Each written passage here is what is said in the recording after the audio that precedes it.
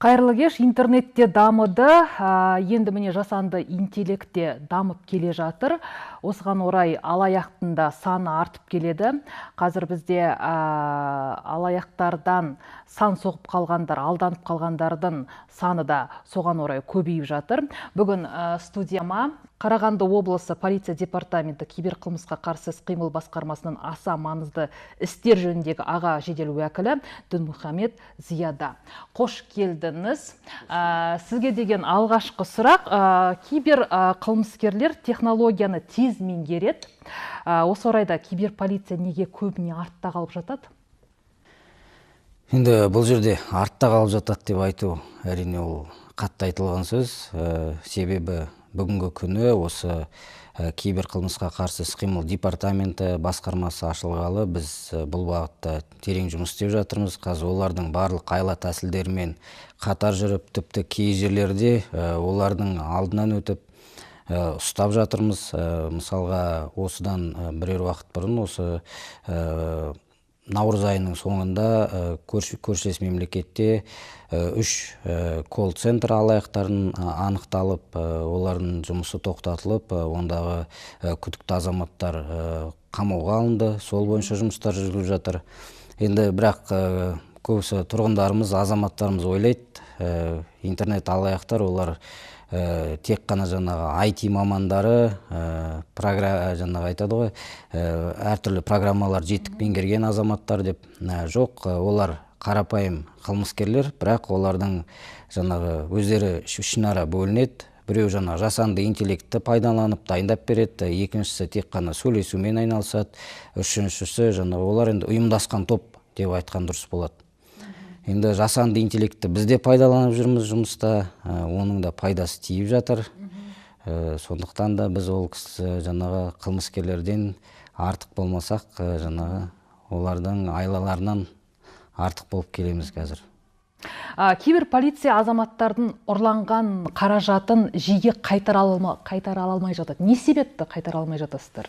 Бұның ең басты себебі біздің азаматтар, тұрғындар өкінішке орай қылмыс жасалғаннан кейін, бірер уақыттан кейін, бір ай, 2 ай, тіпті бірер жылдан кейін хабарласып, кешігіп бізге арыз шағым түсіріп жатады. Егер де мысалға бізде осыдан жақын арада, яғни 2 миллиондай көлемінде ақша қайтарылған болатын. Ол жаңа бір мысал ретінде айтатын болсақ, ондай мысалдар көп. Бізде 9 миллион қайтарған кездер болды. Ол кездері жаңағы міне осы алданған бетте азаматтар бізге жаңа бірер сағаттың ішінде келген болатын болса, онда ол ақшаны қайтару мүмкіндігі жоғары. Онлайн алаяқтарды ұстауда басты кедергі заң әлсіздігі ме, әлде техникалық мүмкіндіктердің жетіспеуі ме? Бұл жерде ұстаудың қиындығы ізін суыту оңай. Егер де мысалға басқа қылмыскерлер, жаңағы ұрлық жасайтын қылмыскерлер, мысалы, басқа да мүлікке қатысты қылмыстар жасайтын қылмыскерлер өздерінің ізін қалдырса, жаңағы бейне бақылау камералары болса, олардың іздерін қарап, олармен енді айтады ғой, физически, яғни оларды ұстай алатын болсақ, бұл жерде бұның барлығы жасырын түрде. Қазір мысалға көп анонимдік платформалар бар, ізін суыту, жаңағы әртүрлі VPN, жаңағы қосымшалары бар. Соның барлығын пайдаланып, олар мысалға өздері бір мемлекетте отырып, мысалы осы Қарағанды қаласында отырып, бірақ өздерін интернет желісінде жаңағы ақшта отырмыз деп тіркеп солай көрсету мүмкін. Сондықтан да бұл жерде біз олардың жаңағы бет пердесін шешіп, олардың нақты қай жерін анықтаған кезде олар ізін суыту. Нақты қай жерде анықтаған кезде де отырсыз, нақты қай жерде олар болады, нақты? Енді сіз айтасыз, ол Америкадан деп хабарласуы мүмкін, бірақ нақты олар қай жерде болады? Осы ТМД елінде шығар? Қарағандының ішіндегі бір ауылда ма? Жоқ, былтырлары естіген боларсыздар, осы Қарағанды облысының аумағында трансұлттық қылмыстық топтың құрықталып 24 азамат ұсталды. Бұның ішінде шетел азаматтары бар, өзіміздің еліміздің азаматтары бар. бұлар жаңағы симбокс құрылғыларын орнатып, яғни сол арқылы шетелдегі алаяқтар қазақстандық номер арқылы қоңырау шалған болатын. Бұл жерде тек қана жаңағы бір мемлекетке байлап, сол жерде ғана алаяқтар отыр деп айту ол да дұрыс емес тұжырым. Себебі алаяқтар қазір енді қай жерде интернет желісі бар, сол жерде отырып олар жұмыс жасай береді. Және де олардың ең тағы бір қарайтын несі, біз зерттеп қараймыз олардың іс-қимылын. Бұл жерде олар жаңағы геосаяси жағдайына қарайды мемлекеттің, мысалы қай жерде орналасқан, ол жердің заңы қатаң ба. Интернет желісінде енді оқимыз ғой жаңалықтар, өздеріңіз көрген шығарсыздар. Қытайда жаңағындай осындай алаяқтар ұсталып, жаңағы ату жазасына кесілді деп жатыр, сондай қатаң шаралар қолданып жатыр деп. Сондықтан алаяқтар бұны таңдап, бұл бір мемлекетті нақты айтып, міне осы жерде барлық шоғырланған деп айту ол дұрыс емес. Олар әлемнің кез келген түкпірінде, кез келген бөлігінде болады. Ең қызықты оқиға алаяқтармен байланысты бар ма? Оны бөлісе аласыз ба? Қызықты оқиға, ерекше деген, жасанды интеллектке қатысты бар бір оқиға. Енді бұл жерде айтады ғой, хэппи энд емес, хэппи энд болған оқиға, бірақ енді алаяқтар енді жасанды интеллектті пайдалана бастаған кезде, яғни deepfake дейді. Сол deepfake'ті пайдаланып, өздерінің түрлерін өзгертіп, енді үйреніп келе жатқан кезде біздің бір осы облысымыздың тұрғынына хабарласады. Енді жаңағы хабарласқан кезде үстіне дәл біздікіндей полиция қызметкерінің формасын киіп алған. Одан кейін айтады, мен сізді қазір ұлттық қауіпсіздік комитетімен деп жаңағы бейне байланыс арқылы хабарласып, содан кейін жаңағы кісіге, енді үлкен кісі, сол кісіге айтқан, сіз біздің көмекшімізсіз деп жаңағы PDF файл дейді ғой, солай жаңағы ол кісіге өтірік құжат жасап берген, жаңағындай ол кісінің суретін салған ішіне, аты жөнін жазған, жаңағы осындай ұйымның көмекшісі деп жасырын арнайы операцияда жұмыс жасап жатсыз, сіз жаңағы біздің ұлттық қауіпсіздік комитетінің көмекшісіз деп сендіріп қойған ана кісіге. Енді біз ол кісімен сөйлесіп, жаңағы апай сізді алдап жатыр алаяқтар десек, бізге сенбейді, жаңағы құжатын көрсетеді, сендердің барлықтарыңызды, сіздер алаяқ болып қалдыңыздар. Сендер жұмыссыз қаласыңдар, бұл жерде арнайы операция жүріп жатыр, арнайы іс-шара жүріп жатыр. Міне менің құжатым бар, міне көріпсіңдер ма, менің суретім тұр, менің аты жөнім жазылған, мен қазір жай адам емеспін, мен осы жерде жұмыс істеп жатырмын, жаңағы кісілердің ұлттық қауіпсіздік комитетінің көмекшісімін деп жаңағындай сенбей қойған кездері болған, бірақ енді қазір оның барлығын адамдар үйренді. Киберполиция кибер шабуылдаушылардың алдын алумен айналыса ма, әлде тек қылмыс болғаннан кейін әрекет ете ме? Енді бұл жерде қылмысты болғаннан, жаңа айтады ғой, ауырғаннан еміз дегенше ауырмаудың жолын ізде дейді. Біз енді екі бағытта да жұмыс істеп жатырмыз. Бұл жерде көбінесе алдын алу шараларын қазір күшейттік. Күннен күнге күнделікті әртүрлі жаңадан тәсілдерін ойлап тауып жатыр, түсіндірме жұмыстарының. Енді қазір ойда бар, мысалға бізде таргеттік жарнама жасап, яғни осы біздің профилактикалық бейнероликтерді сол арқылы халыққа көрсетіп, яғни кез келген жерде көре алатындай. Өздеріңіз көрген боларсыздар, қазір банкоматтардың жанында полиция қызметкерлерінің манекендерін қойдық. Ол да адамдарға, тіпті Шахтинск қаласында біз жолға арналған, яғни көлік жүргізушісіне арналған жол белгісі есебінде, жаңағындай кәдімгі жарық түскен кезде жолдың белгісі есебінде интернет алаяқтан сақтан деген жазу. Енді бұның барлығы күнделікті жүргізіп жатыр. Осы қаңтар айының кезінде Астана қаласына челлендж жасаған болатынбыз.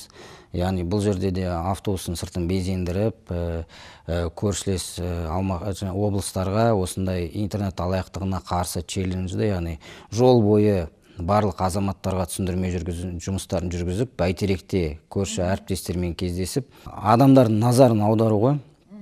Енді бұл жерде біз жұлдыздар сияқты жаңағындай хайп дейді ғой олар, бір мәселені жаңағындай үлкен қылып көрсетіп, барлық назарын аудару.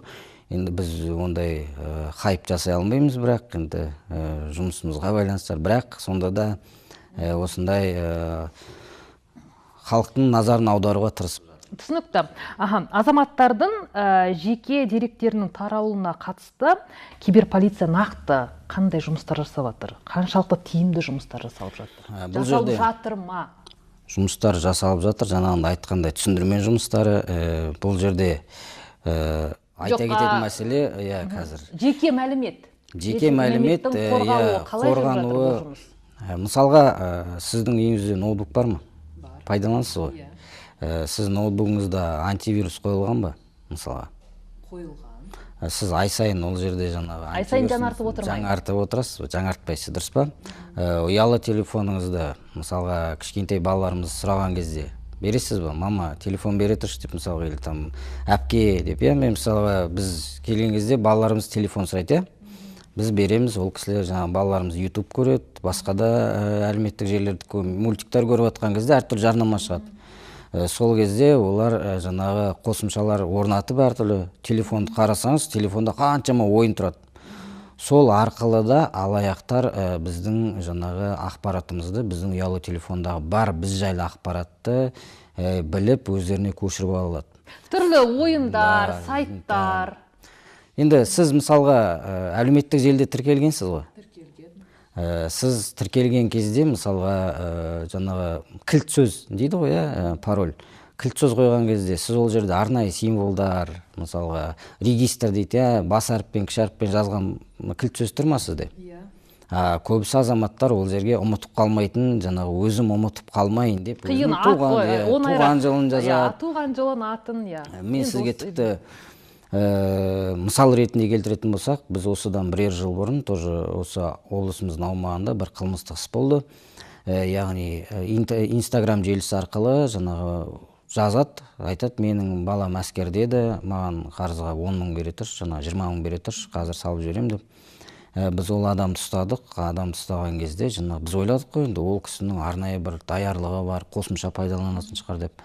Сондағысы ол адам жаңағы сіздің парақшаңызға кіреді, парақшаңыздағы ақпаратқа қарайды да, туған жылыңызбен жаңағындай пароль кілт сөзді келтіріп ашып алады. Тіпті бізге жаңағы іс жүзінде көрсеткен кезде біз интуициямен. Сондықтан да бұл енді кілт сөзді дұрыстау, жаңағы электрондық поштаға келген әртүрлі хаттарды ашпау, осының барлығы бұл киберсауаттылық, кибергигиенаға жатады. Біз соны түсіндіріп жатырмыз. Қазір мынау алаяқтың ең бір таралған түрі WhatsApp арқылы. WhatsApp арқылы жаңа өзіңіз айтқандай қарызға ақша сұрайды өзінің таныстарынан. Бұл процесті олар қалай жасап жатыр?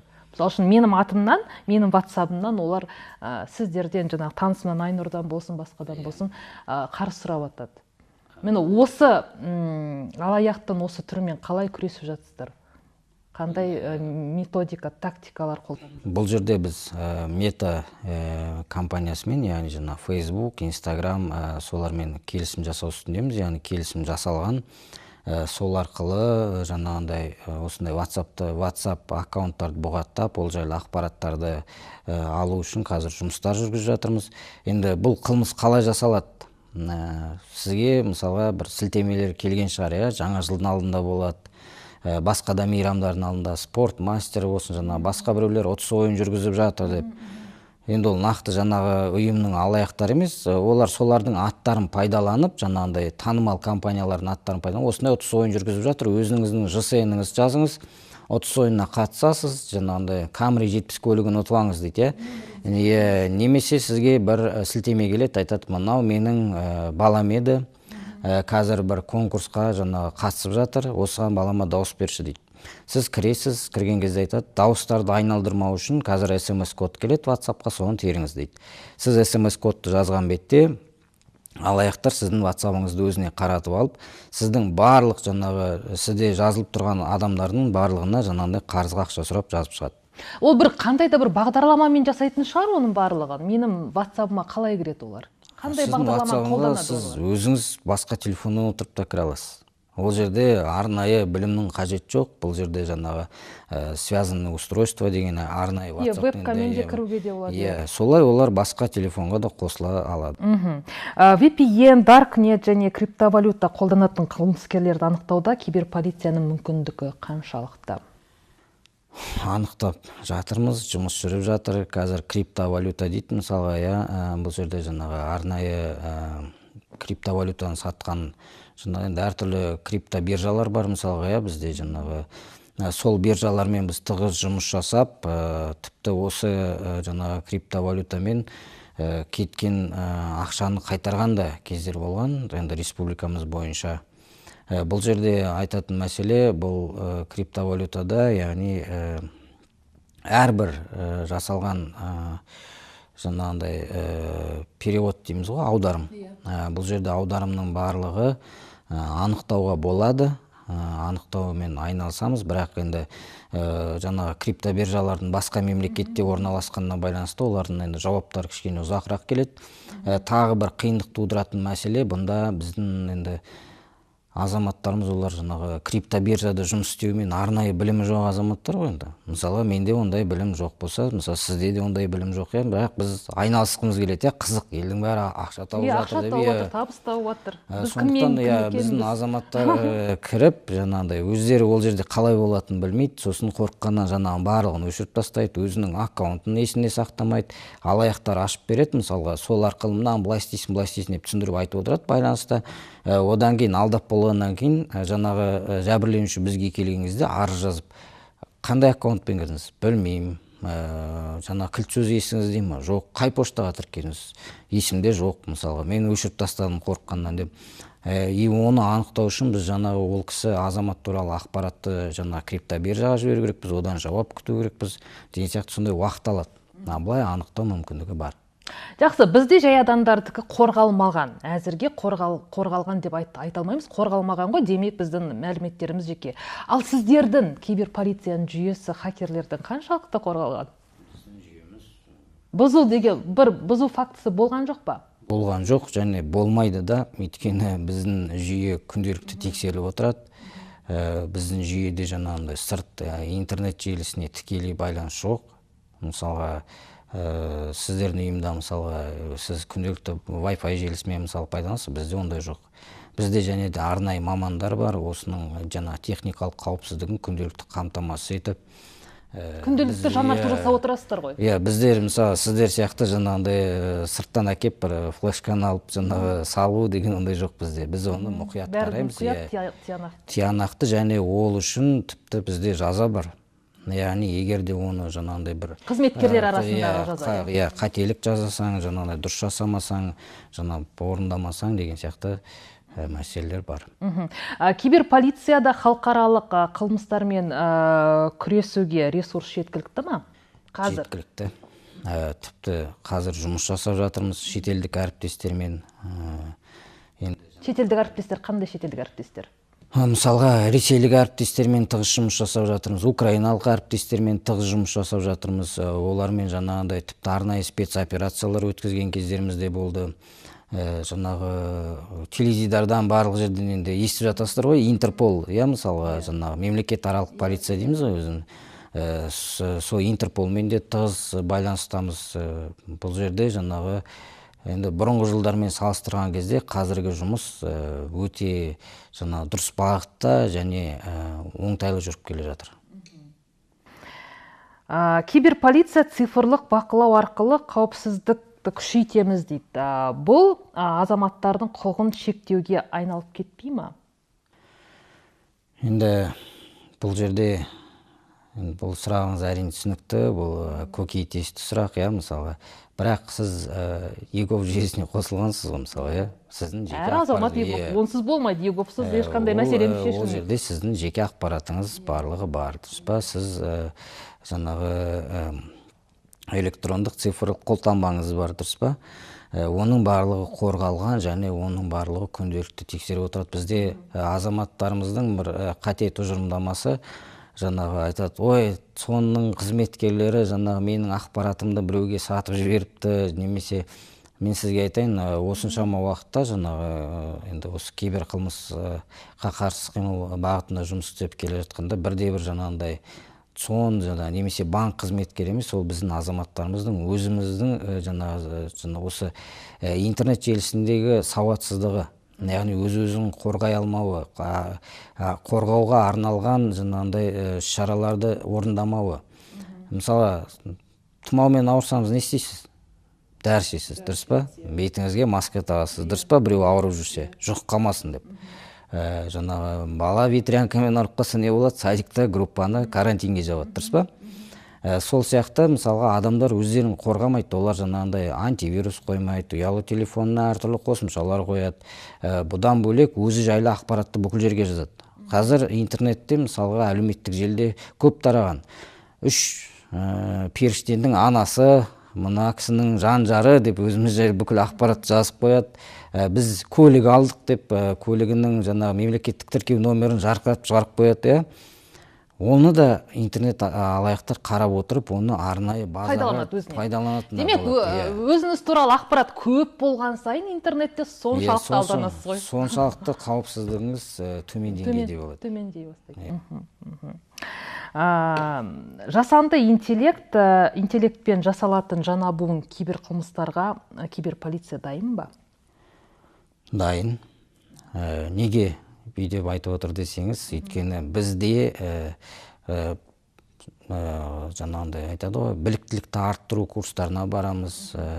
Шетел көршілес мемлекеттермен де байланысты. Мысалға, біз Мәскеу университетінде полиция университетінде Ресейдің солармен біліктілік алмасу, Алматы академиясында мақанист болады. Тіпті алысқа бармай, өзіміздің Бәрімбек Бейсенов атындағы Қарағанды заң институтының өзінде кибер қылмысқа қарсы кафедра бар. Сол жерде де біз жас мамандарымыз дайындап, болашақ полицейлерді осындай бағытта үйретіп, өзіміздің біліктілігімізді де күнделікті арттырып отырамыз. Ол жаңағындай тек қана бір арнайы семинарға ғана бару емес, жаңағындай практикалық тұрғыда, немесе әріптестеріміз өздерінің біліктілігімен осындай жасадық, мынандай дұрыс болады екен, алгоритмдармен бөлісіп жүреміз.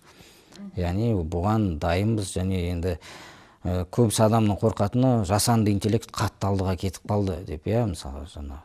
Бірақ үйренген адамға, яғни егер асықпай қарайтын болсаңыз, тіпті бейнероликтердің өзін анықтауға болады, бірақ мұқият болу керек.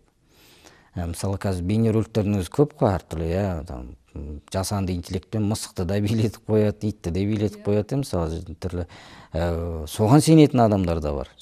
Комментарийларды оқысаңыз, масқара, бұл да бір құдірет деген сияқты. Бұл енді жайлап бірте-бірте адамдарымыз бұған да үйренеді. Осының алдында енді бұрында, осыдан 10 жыл бұрын, тіпті 10 жыл емес, 2010 жылы қазір сіздің ұялы телефоныңызда толықтай фотоаппаратты, видеокамераны алмастыратын осындай құрыл болады деп ойладыңыз ба сіз? Өз басыңыз мысалы. Ойлаған жоқсыз ғой? Тіпті жасанды интеллект болады деп осыдан бір 5 жыл бұрын ойладыңыз ба? Міне қазір осылай жазамыз деп, Бірақ біз бұған үйреніп келе жатырмыз. Өйткені адам ол барлық жағдайға, ол адамның қолымен жасалған ғой. Сондықтан да бұған үйренеміз. Бұрында енді перевод жасау деген мысалы болмайтын еді ғой, аударым жасау. Қазір үйреніп алғанбыз. Мен саған аудара саламын, ешкім қағаз ақша ұстамайды. Бірақ ол жаңағы енген кезде де ойбай, бұл қалай болады екен деген қорқыныш болды. Сондықтан да бұл жерде қорқынышпен емес, жақсы жағынан қарау керек. Жаңағы пайдасы тиетін жағынан қарау керек. Әрине, ол қандай заман болмаса да жаңашылдықтың барлығын өздеріне пайдаланатын теріс ойлы қылмыскерлер ол әрқашан болады. Ол осыдан 100 жыл өтіп кетсе де болады жаңағындай. Сондықтан да бұған өзіңіздің қауіпсіздігіңізді, өзіңіздің күнделікті ақпаратпен бірге болу керек. Мына кибер полицияның құрамында хакерлер бар ғой? Енді мен сізге ол жайлы нақты айта алмаймын. Жаңағындай бар, жоқ. Жоқ, енді қара хакерлер мен ақ хакерлер күресу керек қой. Қара хакерлер мен ақ хакерлер деген сіздікі ол бір әдемі киноның сюжеті болып кетті. Ол қара хакер, ақ хакер жеңіпті соңында дегенде. Бұл жерде Енді сіз өзіңіз айтып тұрсыз, жасанды интеллектпен күресу үшін, жасанды интеллект бойынша алаяқпен күресу үшін біз дәл сол құралды пайдаланамыз деп отырсыз ғой. Бұл жерде сіздің сұрағыңызда жаңа хакер деген, ол уже хак деген сөз, ол бұзу деген сөз, жаңағындай. Біз өзіміз онымен күресетін болсақ, біздің құрамызда қалай хакер бар? Күресу үшін бұзады ғой. Бұл жерде енді дұрысы IT мамандар деп айтсақ, енді біз хакерлермен күресетін адамдармыз. Ол хакерлер жаңағындай бірдеңені бұзу, жаңағы енді тарихқа енді қарайтын болса, хакер мен хакер, яғни бір-бірлерін бұзу ғой енді. Сіздердің хакерлеріңіз бар, ол жаңа қара хакердің. Бізде IT мамандар бар. IT мамандар дейсіздер, оны хакер демейсіздер. Сол мамандарымыз жұмыс істеуде, және де біз оларды үйретіп, көрсетіп, жаңағындай олармен де жаңағындай кейстер дейміз ғой, әртүрлі жаңаша түрі шықса, соның барлығын сол жаңағы IT мамандарымызға көрсетіп, осындай деп, олармен де жаңағы тәжірибе алмасып жатамыз. Олар да осы бағытта жұмыс істеп, бізге жаңағындай анықтап көмектесіп жатады. Ұзын сөздің қысқасы, алаяқтың, кибер алаяқтың алдын алу үшін не істеуіміз керек, біз өз кеңесіңізді айтып кетсеңіз.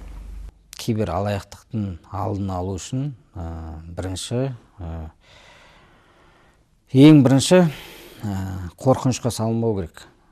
Яғни алаяқтар қоңырау шалған кезде SMS-код сұрайды ғой. Бұл жерде де қазір кішкене түсіндірме есебінде болған дұрыс па деп ойлаймын, өйткені көбісі азаматтарымызға түсінікті болу керек қой, бұл мақсатымыз сол ғой. SMS-код сұраған кезде сізге ешкім SMS-код арқылы несие рәсімдей алмайды. Бұл жерде адамды осы ситуацияға, осы жағдайға жаңағы байлап, осы жағдайға соны кінәлі қылу. Мысалға, мен сізге хабарласып, сізге біреу несие рәсімдеп жатыр десем, сіз сенер медіңіз? Сіз ол қалай рәсімдеп жатыр десем, қай банктен деп сұраймын мен бірінші? Мен ешқайда қол қойған жоқпын дейсіз бірінші. Менің құжаттарым қай банктен, мысалға, ешқайда қол қойған жоқпын, ешқайда барған жоқпын, неге десе? Ал содан бұрын сізге хабарласып, мысалға, мен там курьерлік компаниядан едім, SMS-код айтасыз ба, қазір алып кеп беретін едім бір сыйлық дейді. Сіз мысалы SMS-код айтып қойдыңыз, одан кейін барып сізге хабарласса, сіз жаңа біреуге SMS-код айттыңыз ба? Сіз несі? Айттым. Соның салдарынан қазір сізге несие рәсімдеп жатыр. Сіз уже өзіңіз кінәлі сезініп қаласыз, жаңа мен айтып қойдым ғой расында да. Ондай жағдай болды менің басында, бірақ алданған жоқ. Мен айтып қойдым ғой деп. Көбісі адамдар бұл жерде енді кім ақшасынан айырылғысы келеді, барлығы сол деректерін бере бастайды ақырындап. Ол деректерін бергеннен бұрын ол жаңағы алаяқтар ол кісіге мұрша бермейді ойлануға. Тез арада былай істеңіз, былай істемесеңіз өзіңіз сотталасыз, бұл арнайы операция, бұны ешкімге айтуға болмайды деп, ол кісілерді мәжбүрлеп, жаңағындай қорқыту арқылы ақшасын шешкізіп, несие рәсімдеткізіп салғызады. Тіпті біз барып тұрған кезде, мен сізге алысқа бармай қояйық, барып олардың алдын алатын, жаңа ұстап жатқан кезде, азаматтарын тоқтатып жатқан кезде, бізге сенбейді, жаңағы айтады, бұл мен өзім сотталып кетесің деп айтты, маған мынандай ешқандай не қажет емес деп. Сондықтан да енді айтатыным, бірінші SMS-код айтып қойсаңыздар да, ешқандай жаңа қорқынышқа салынбай, міндетті түрде 102 номеріне хабарлассаңыздар, кез келген полиция бөлімінде сіздерге түсіндірме жұмыстарын жүргізіп бере алатын азаматтар бар. Жаңағы біздің қызметкерлер. Қол орталық бар ма? 102. 102-ден әрі қарай байланыстыратын жерге жаңағы киберполмен қосады, қажет етсеңіздер. Бұл біріншісі. Екіншісі, интернеттегі жаңағы көріп жатқан заттарыңызға сене бермеңіздер деп айттым ғой. Қазір интернет желісінде өкінішке орай біздің белгілі азаматтардың, белгілі қоғам қайраткерлерінің, әртістердің бейнесін жасанды интеллект арқылы сөйлеткізіп, әртүрлі жаңағындай инвестициялық, жалған инвестициялық платформаларды ұсынып, яғни әрбір еліміздің азаматына үйде отырып 150 мың теңге табуға, жаңағы апта сайын ақша табуға көмектесеміз дейді. Енді бұл жерде ақылға сап асықпай қарасаңыз, сонда барша азаматтар осы инвестициялық платформаға кіріп, үйде отыруына болатын еді. Бұл жерде олар жаңағындай алдын ала сенеді, себебі жаңағы әртістердің, белгілі бір азаматтардың жаңағы бейнесі дауысына келтіріп қояды. Бұл жерде айтатынымыз, ешкімге ақша жолдамаңыздар, бұндай жарнамаға сенбеңіздер, бұл жалған ақпарат. Егер де қандай да бір осындай экономикалық тұрғыда, яғни крипто биржа бағытында арнайы біліктілігіңіз болмаса, араласпаңыз. Енді дәрігердің жұмысына барып ешкім араласып кетпейді ғой, ешқандай біліктілігі болмаса, немесе мен мысалы сіздің жұмысыңызды білмеймін, дұрыс па? Сол сияқты ондайға араласпаған жөн. App Store қауіпсіз ғой Androidқа қарағанда. Енді мен ол жерде сізге салыстырмалы түрде тағы да айта алмаймын, себебі Өйткені App Store'да ол жоқ, бұл жерде енді түсінік бойынша былай, азаматтар ойлайды, iPhone ол өте қауіпсіз, Android қауіпті, Androidты бүйтуге болады, былай істеуге болады деген сияқты енді әртүрлі тағы да ойлар жазылып жатады интернетте. Бірақ жаңағы енді Google Play дейді, App Store дейді, ол жерге сіз қосымшаңызды енгізетін болсаңыз, ол тексерістен өтеді. Онда кәдімгідей модераторлар бар. Қауіпсіз ғой ол жер. Ол тексереді, Ол ол жерде кодтар тексереді. Бірақ қауіптісі жаңағы сілтеме арқылы өтіп қондырған қосымшалар. Олар да жаңағы App Store-ға ұқсайтын сайт жасап қою мүмкін. Олар да жаңағы Google Play-ға ұқсайтын сайт жасап қою мүмкін. Сондықтан оны ажырата білу керек. App Store-ға жаңағы Google Play-ға қосылған қосымшалардың барлығы олар тексерістен өтеді міндетті түрде. Өйткені ол жерден бір дұрыс емес қосымшаны орнатсаңыз, жауапкершілікті олар өз мойнына алады. Оны кім алғысы келеді, дұрыс па?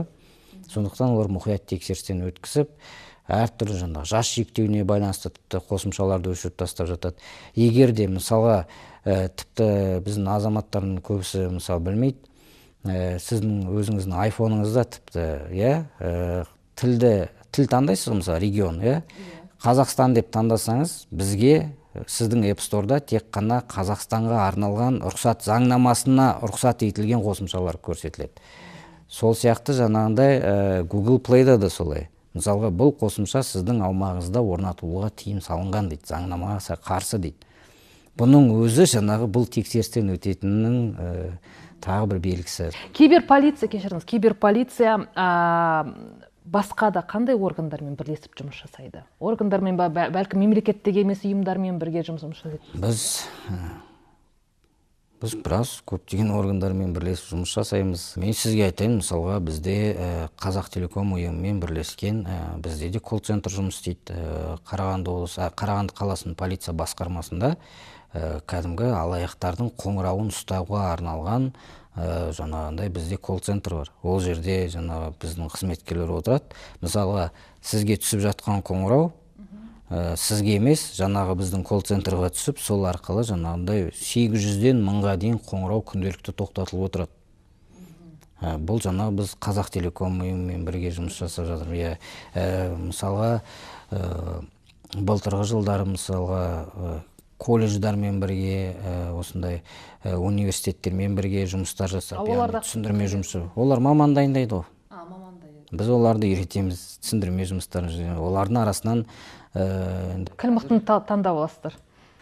Қазір енді шүкір ақылды азаматтарымыз көп, қазір бұрынғыдай емес, қазір интернет бар, білімді арттыруға үйде де болады, арнайы жаңағындай курстарға жазылмай-ақ, сондықтан да интернет желісін жетік меңгерген азаматтарымыз да көп. Солармен жаңағындай біз енді оларды мәжбүрлеп алып кете алмаймыз әрине, бірақ ұсыным жасап, осындай бізде жұмысқа шақырып, сондай жұмыстар жүргіземіз. Жаңағы волонтерлік ұйымдар, қазір мысалы тіпті жас сақшы деген ұйымдар бар, бізде жас полицейлер, солардың өзіне жаңағындай тек қана басқа да қылмыстар немесе жаңағы әкімшілік құқық бұзушылықтар емес, жаңағы тәртіп сақтау ғана емес, осындай кибергигиена жайлы, кибербуллинг жайлы да түсіндірме жұмыстарын бірлесіп жұмыс жасаймыз. Жыл басынан бері, облыс бойынша цифр ғой сіздерде, жыл басынан бері Қарағанды облысында қанша кибералаяқтылық болды, оның қаншасын құрықтадыңыздар? 442 интернет алаяқтығы тіркелді жыл басынан бері. Бұл былтырғы жылмен салыстырғанда 38,9%-ға төмендеп тұр. Яғни былтыр осы уақытта 700-ден аса интернет алаяқтық тіркелген болса, биыл 442 интернет алаяқтық. Жоқ, енді жыл әлі біткен жоқ қой. Жоқ, осы біз уақытпен салыстырамыз. Біз ол жаңа жылдың аяғымен емес, әр кезеңге бөліп салыстырамыз. Енді өзімізге де баға беру керек қой жұмысымызға. Дұрыс жүріп келе жатырмыз, әлде дұрыс емес жүріп келе жатырмыз деп. Енді бұл жерде Қаншасын ұстадыңыздар? алаяқтардың, Жыл басталғалы. шатыспасам, енді жыл басынан бері 14-тен аса алаяқ ұсталды. 152 қылмыстық іс сотқа жіберді. Бұл жерде айта кететіні, жаңағы алаяқтардан бөлек біз қазір дроперлерді қылмыстық жауапкершілікке тарту жұмыстары жүргізіліп жатыр. Бұдан бөлек мысалы тіпті күні кеше түнде әріптестеріміз осындай алаяқтықпен, интернет алаяқтығымен айналысқан азамат ұстады. Бұл күнделікті күн үстіне болатын жұмыс. Енді әрине біз оны бұқаралық ақпарат құралдарынан шығара бермейміз ғой. Біз мынаны ұстадық, 24 сағат жұмыс істейді. 24 сағат аптасына 7 күн жұмыс істейміз десек те болады енді. Бұл үйреншікті жағдай болып кетеді. Енді шын айтайын сізге, тіпті менің жолдасым маған бүйтіп суреттер жібереді, кейде айтады, мына жерге интернет алаяқтығы туралы ескертпе жазып қойсаңдар жақсы болатын еді деп. Мен сен араласпа деп.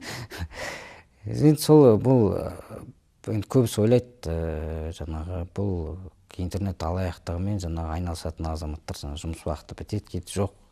Ол айтады ғой, образ жизни дейді ғой. Жаңағы күнделікті тұрмыс салтына айналып кетеді.